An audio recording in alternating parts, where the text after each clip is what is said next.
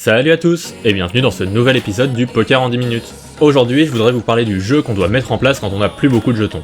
Effectivement, dans un tournoi de poker, les blindes augmentent au fur et à mesure et elles vont même parfois augmenter plus vite que le nombre de jetons que vous avez, ce qui fait que vous allez finir par vous retrouver dans une situation qui peut être inconfortable, typiquement quand le montant de votre tapis passe en dessous de 20 fois la grosse blinde. À ce moment-là, on n'est plus tout à fait confortable pour pouvoir jouer les coups normalement, et c'est pour ça qu'il y a quelques adaptations que l'on doit apporter à son jeu pour pouvoir continuer de jouer de la meilleure manière possible. Et ces adaptations, c'est ce que je vais vous présenter aujourd'hui après le générique. On est parti ?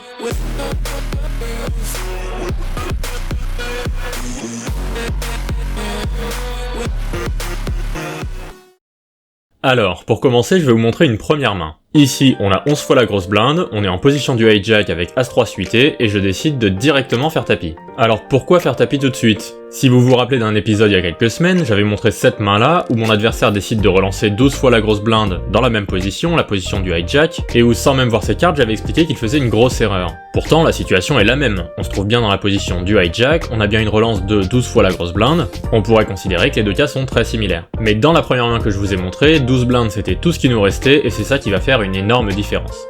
Si on regarde ce qu'en pense le solver, ici je nous ai bien mis dans la position du hijack avec un stack de 12 fois la grosse blinde et la main As-3 suité, vous pouvez voir que le solver recommande de faire tapis tout de suite. Parmi les options proposées en bas à droite, parmi faire tapis, relancer 2 fois la grosse blinde, simplement payer ou bien se coucher, vous pouvez voir que le solver préfère nettement faire tapis et qu'il va donc conseiller de faire ça 100% du temps avec la main As-3 suité. Je ferai un épisode plus tard sur les solvers où je vous expliquerai exactement ce que représentent ces chiffres, mais pour expliquer ça simplement, dites-vous que le solver va comparer toutes les options possibles au fait de simplement se coucher, et donc il va toujours donner la valeur de 0 au fait de se coucher, et il va vous donner un score comparatif pour toutes les autres options. Ici vous voyez que pour As-3 suité, la meilleure option ça reste donc de faire tapis, et que la pire option à sa disposition c'est de se coucher. Ici le solver n'aime vraiment pas se coucher avec cette main qu'il considère comme trop forte. Mais à l'inverse, vous pouvez avoir des nombres négatifs, et si je vais chercher une main comme 10 et 5 suité par exemple, là toutes les options sont en négatif, et se coucher est la meilleure option. Je rentrerai plus dans le détail sur les solvers une autre fois, mais revenons à notre As-3 suité.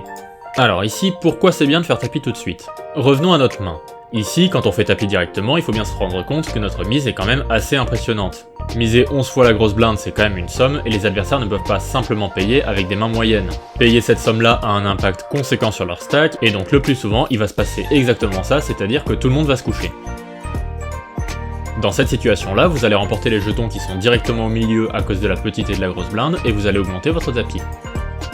Et comme on avait très peu de jetons au départ du coup, le fait de gagner 2 fois la grosse blinde gratuitement, ça a quand même un impact significatif. Ici, mon stack est passé de 11 fois à 13 fois la grosse blinde, c'est donc une augmentation de quasiment 20% de mon stack, en n'ayant finalement pas eu besoin de jouer le coup. C'est donc parce que la valeur des blindes représente beaucoup de jetons par rapport à la valeur de notre stack qu'on peut se permettre de relancer à tapis tout de suite. Et c'est ça qui fait toute la différence avec le coup de tout à l'heure dans lequel notre adversaire relance 12 fois la grosse blinde alors qu'il en a encore 140 derrière. Le fait que notre mise soit impressionnante et incite nos adversaires à se coucher, ça a un nom, on appelle ça la fold equity. La fold equity, qu'est-ce que c'est ? C'est la part du temps où vous allez remporter un coup, non pas parce que votre main est la plus forte, mais simplement parce que tous vos adversaires se seront couchés. La fold equity, ça va être directement impacté par la taille de votre mise. Et donc si vous n'en avez plus du tout, ça va donner des coups comme celui-là, où votre adversaire va vous payer quelles que soient les cartes qu'il a dans sa main.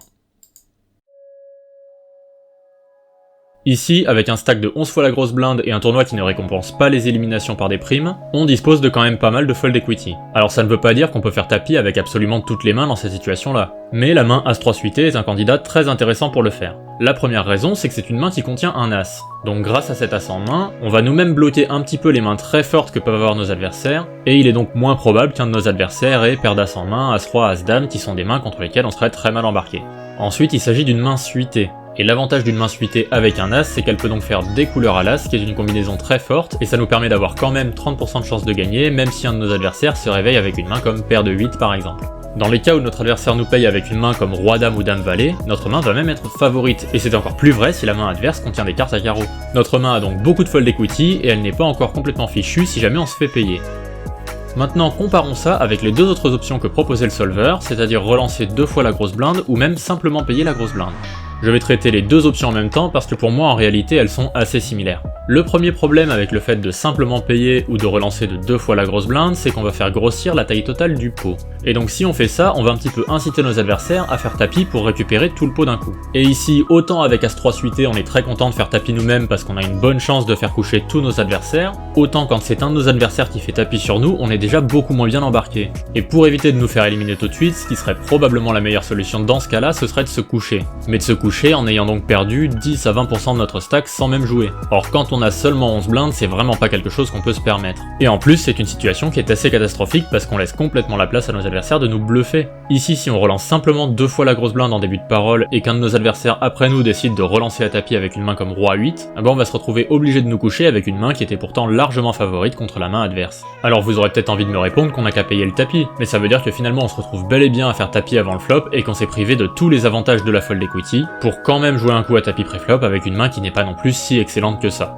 Donc ça, c'est pour la situation où on se fait relancer, qui est une situation qui n'est pas vraiment enviable. Mais qu'est-ce qui se passe si jamais personne ne nous relance et qu'on se retrouve simplement à voir un flop? Vous allez voir que cette situation-là est pas terrible non plus, parce qu'en réalité, une fois arrivé au flop, on a très peu de marge de manœuvre parce qu'on a vraiment trop peu de jetons pour pouvoir jouer au poker normalement. Les flops qui vont être les plus avantageux pour nous vont être les flops hauteur-as sur lesquels on va avoir possibilité de faire tapis, mais où on a de très bonnes chances de ne rien gagner de plus. Soit notre adversaire a une main moyenne ou faible qu'il va immédiatement coucher, soit pire encore, notre adversaire a un meilleur as que nous, et dans ce cas-là, c'est très souvent bye bye. Et si je pousse mon exemple à l'extrême, imaginons que notre adversaire en grosse blinde ait une main comme Roi Dame of Suit.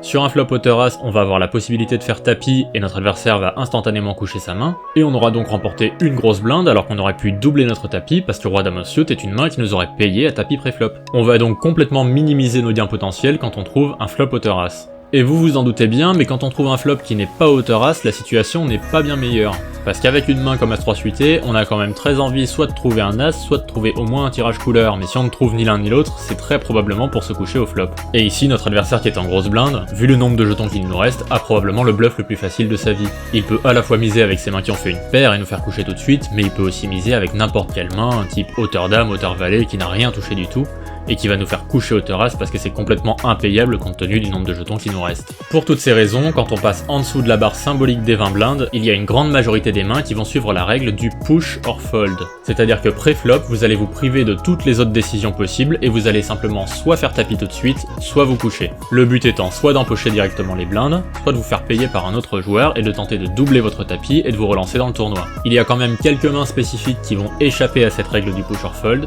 et ça va être deux types de mains différentes. En premier, on a les mains qui espèrent voir un flop parce qu'elles bénéficient énormément de l'information au flop.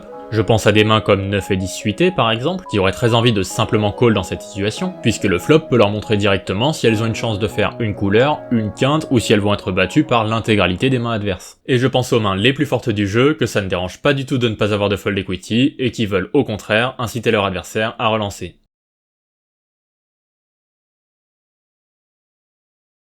Voilà pour cet épisode sur le jeu avec peu de jetons, j'espère qu'il vous a plu. Il faut savoir que comme pour beaucoup de concepts au poker, les joueurs ont là aussi développé un outil qui leur permet de savoir avec quelle main ils ont envie de faire tapis tout de suite selon le nombre de blindes qu'il leur reste et la position qu'ils ont à la table. C'est ce qu'on appelle un tableau de push or fold, je vous en affiche un à l'écran. Et la manière dont ça fonctionne, voilà, c'est un gros tableau Excel dans lequel vous voyez la main la plus basse avec laquelle vous êtes censé faire tapis dans telle ou telle situation, et donc par déduction, vous savez que vous allez prendre toutes les mains qui se trouvent au-dessus de cette limite. C'est un peu de l'apprentissage par cœur, c'est pas forcément le plus passionnant, et bien sûr vous pouvez adapter ça en fonction des profils des adversaires que vous avez à votre table. Si vous avez des adversaires qui se couchent très facilement, vous pouvez élargir et faire tapis avec encore plus de mains que celles qui sont proposées dans ce tableau. Mais en tout cas c'est au moins une bonne base pour tenter de doubler votre nombre de jetons quand vous en avez peu, et vous pouvez rarement faire une énorme erreur en faisant tapis avec les mains qui se trouvent là-dedans. En tout cas, j'espère que cet épisode vous aura plu, si c'est le cas, n'hésitez pas à laisser un like sous la vidéo et à parler de la chaîne autour de vous, ça m'aide énormément à me développer. Et puis on se retrouve la semaine prochaine pour le prochain épisode du Poker en 10 minutes. Salut à tous!